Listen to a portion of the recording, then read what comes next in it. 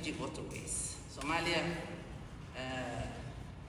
is located in a place whereby very strategic internationally. It might be a curse for Somalia because of that. Bordering the Gulf of Aden and Indian Ocean and flanking the Bab el-Mandeb Strait, Somalia commands shipping lines that link Europe and Asia. Its 3,000 kilometer coastline, longest on Africa, makes controlled Somali ports and airspace central to the security of the Red Sea, by extension to the European Union. Because that is a road that's not only important for Somalia, but also important for Europe, for trade and shipping. Number 3 is Somalia's contribution to regional stability. Somalia's stability feeds into the stability of the region.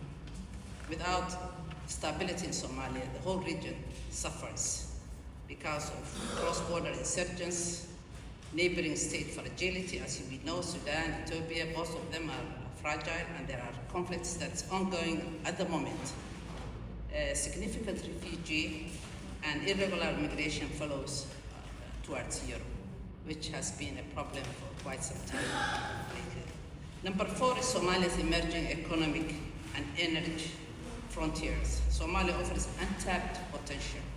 Number 1, it has a renewable energy, solar or wind, agriculture and fishery, blue economic and port logistics, telecom and digital finance, which is a bit advanced compared to many other countries in Africa.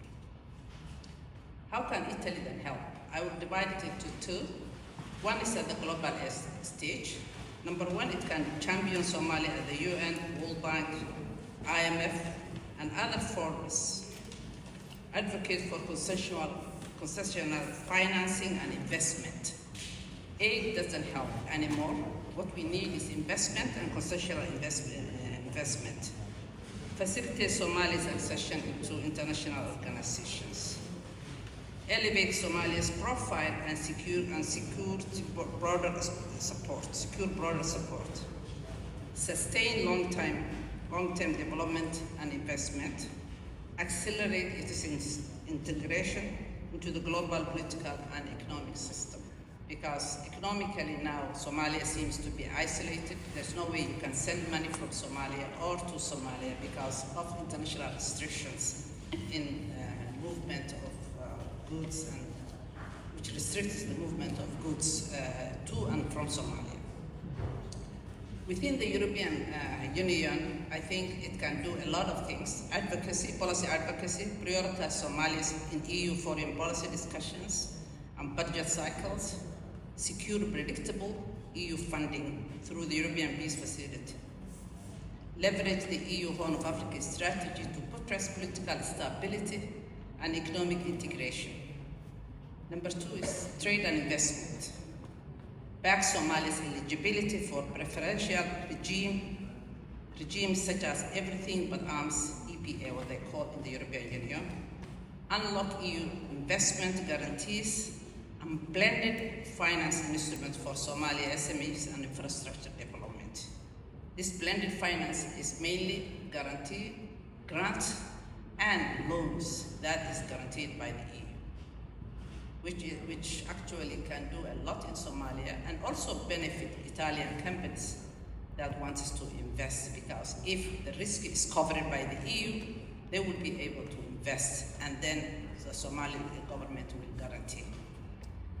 Capacity building, I think that the panel before me also talked about capacity building. Particularly, I saw this organization, IFA, that's doing a wonderful job. And those are the things that Somalia really needs. Vocational training, and those vocational training will help rebuild the country. Education and cultural exchange. Expand scholarships for Somali students in Italy and other European universities. Support language and cultural exchange initiatives to deepen people-to-people links. The other one is global gateway and infrastructure. This global gateway is 300 million euros that was allocated to invest in Africa. Somalia doesn't take advantage of those because of this risk because it's a program that's aimed for investment in Africa. And investment, when it comes, it is a private, and the EU, as I said, the blended investment, the blended financing, there is a grant which mostly is between 15 to 20%, and also guarantee, but the government also has to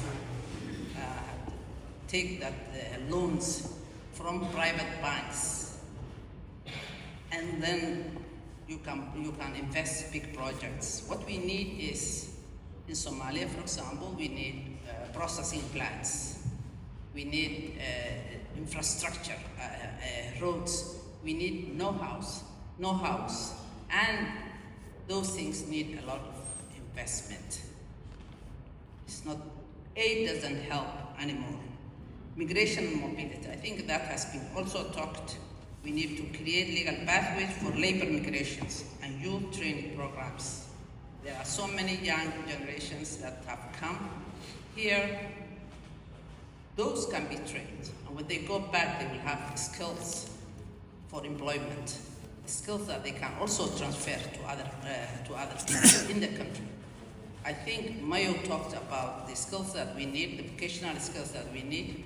Most of the plumbers and electricians in Mogadishu today are either Kenyans or Tanzanians, because we don't have people who knows those basic skills. So what we need is to develop those type of skills for migrations. The budget before that talks also about the rights of the people in terms of dignity. We have so many people, and now we are under pressure, particularly in Somalia, to take back the refugees, the people who came here. They came here, they have spent a lot of money, maybe they have spent the last money of their family, and now they are forced to go back. They go into depression, they don't have the skills, they can't face the reality. What we need is at least train those people here, give them an opportunity, give them some dignity, so that when they go back to their country, when they go back to their family, they have something to offer back, and that they feel actually dignified and get jobs. The last point is, engage with diaspora through investment incentives and bring gain schemes, which I hope Sagal and others will start doing it. So I'll just, I think, leave it there. Thank you very much. Thank you so much, Ambassador.